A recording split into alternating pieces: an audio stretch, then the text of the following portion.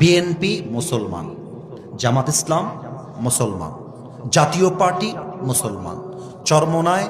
মুসলমান, শর্ষিনা মুসলমান, যত পার্টি আছে NCP, they are all Muslims.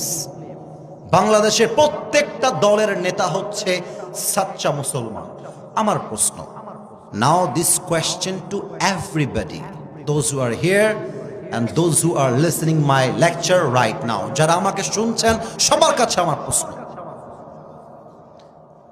BNP যদি মুসলমান হয়, জামাত ইসলাম যদি মুসলমান হয়, জাতীয় পার্টি যদি মুসলমান হয়, এনসিপি যদি মুসলমান হয়, চরমোনাই যদি মুসলমান হয়, তাহলে আগামীর সংসদ, আগামীর পার্লামেন্ট কোরআন দিয়ে চলবে না কেন? আমাদের দাবি জামাত ইসলাম হিসেবে নয়, আমি কোন পলিটিক্যাল পার্টির সাথে I am not connected with any political